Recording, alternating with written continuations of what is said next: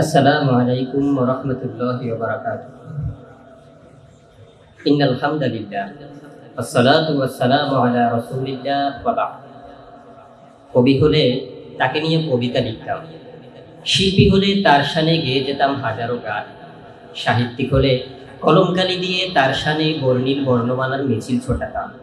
কিন্তু আফসোস, কোনো যোগ্যতা আর প্রতিভাই যে আমার নেই। আচ্ছা, কে তিনি যাকে নিয়ে আমার এত কল্পনা জল্পনা, যাকে নিয়ে আমার এত মনোকামনা? তিনি অন্য কেউ না, তিনি হলেন শান্তি ও মানবতার নবী মুহাম্মদ সাল্লাল্লাহু আলাইহি ওয়াসাল্লাম। এবার চলুন, কে এই মুহাম্মদ, কি তার পরিচয়, কিভাবেই বা তিনি শান্তি ও মানবতার নবী, তা আপনাদের সামনে খুলে বলি। শুধু যিনি বোধহীন শিশুবেলায় নিজের দুধ মা হালিমার এক স্তন দিয়ে দুধ পান করেছিলেন এবং অপর স্তন দুধ ভাই আব্দুল্লাহর জন্য রেখে দিয়ে মানবতার পরিচয় দিয়েছিলেন, তিনিই হলেন মুহাম্মদ। বিধবা নারীদের ঘরে যখন অশান্তির আগুন দাউ দাউ করে জ্বলছিল, তখন 10 জন বিধবা নারীকে বিবাহ করে যিনি মানবতার পরিচয় দিয়েছিলেন, তিনিই হলেন মুহাম্মদ। ফিজার যুদ্ধের ধ্বংসলীলার পর সমাজে শান্তি প্রতিষ্ঠার লক্ষ্যে যিনি হিলফুল ফুজুল নামক শান্তি সংস্থা গঠন করেছিলেন, তিনিই হলেন মুহাম্মদ। যিনি যুবকদের হাতে হাত রেখে দীপ্ত শপথ গ্রহণ করেছিলেন, আমরা শপথ করছি সমাজ থেকে সকল অরাজকতা দূর করব, আমরা শপথ করছি প্রতীকের মালের হেফাজত করব, আমরা শপথ করছি সবলদের থেকে দুর্বলদের অধিকারকে ছিনিয়ে আনব। শুধুই মুহাম্মদ তো তিনি, পৃথিবীতে যার জুরি মেরা ভাগ।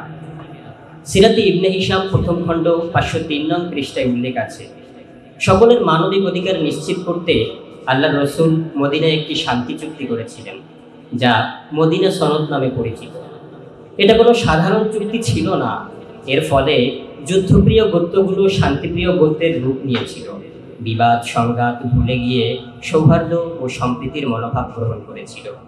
শুধু কি তাই, ফথুল বারী 8ম খণ্ড 12 নং পৃষ্ঠায় উল্লেখ আছে, আল্লাহ রসুল যখন মক্কা বিজয় করলেন, তখন মক্কাবাসী ভাবল আজ আর কারো রেহাই নেই।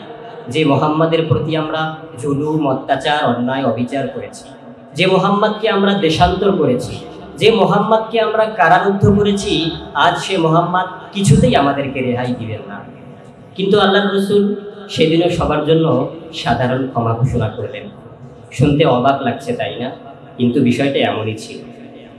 শুধু আজ মহতী জলসায় বিদায়ী হজের সেই ঐতিহাসিক ভাষণের কথা না বলে পাচ্ছি না।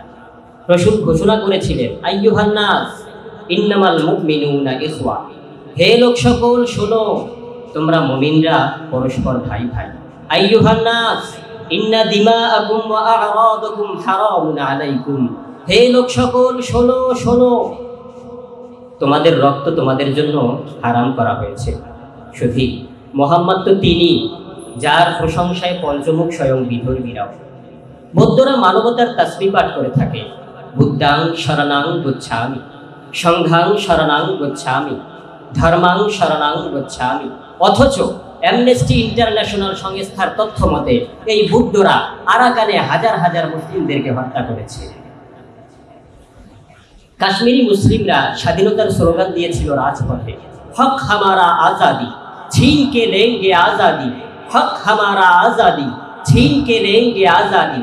তারা চেয়েছিল ব্যালটের নির্বাচন, কিন্তু ইন্ডিয়ান হিন্দুরা তাদেরকে দিয়েছে বুলেটের নির্যাতন। বোঝা গেল হিন্দু, বৌদ্ধ, খ্রিস্টান সব ধর্মকর্মীরাই লড়াইয়ের সময় মানবতা ভুলে যায়। কিন্তু আমার শান্তিপ্রিয় রসুল ছিলেন ব্যতিক্রমী। আল্লাহ রসুল যুদ্ধের ময়দানে ঘোষণা করতেন, ইনতলাকু বিসমিল্লাহ ওয়াবিল্লাহ ওয়া আলা মিল্লাতি রাসূলিল্লাহ, লা তাকতুলু শাইখাল ফালিয়া ওয়ালা তিফলা ওয়ালা সাগীরা ওয়ালা ইমরাআ ওয়া আহসিনু ইন্নাল্লাহা ইউহিব্বুল মুহসিনিন। হে সাহাবীরা, যুদ্ধ করবে বটে, তবে যুদ্ধের ময়দানে নারী, শিশু এবং অতি বৃদ্ধদেরকে হত্যা করবে না। শুধু মুহাম্মদ তো তিনি, পৃথিবীতে যার জুলি মেলা ভাগ। তাই তো মহাত্মা গান্ধী আল্লাহ রসুলের শানে প্রশংসা করে বলেছিলেন, আই হ্যাভ স্কেপ lot of biography is in my life. The biography of last messenger Muhammad was an unique, unparalleled and fantastic biography. আমি আমার জীবনে অনেকের জীবনী পড়েছি, কিন্তু মুহাম্মদ সাল্লাল্লাহু আলাইহি ওয়াসাল্লামের জীবনীর মতো জীবনী আমি পড়িনি। তাই আসুন নিজের ব্যক্তি জীবনে পারিবারিক জীবনে, সামাজিক জীবনে ওই রসুলকেই ফলো করি। সময় ফুরিয়ে এসেছে, তাই বিদায় নিতে হবে। আর বিদায় বেলা ওই রসুলের শানে একটি কবিতা বলেই বিদায় নিচ্ছি। मैंने सोना उनकी हर अदा की कहानी, कोई नहीं उनके जैसा ना कोई सानी।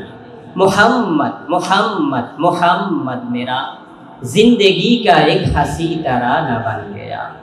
वमा अलैना इल्लल बलाग।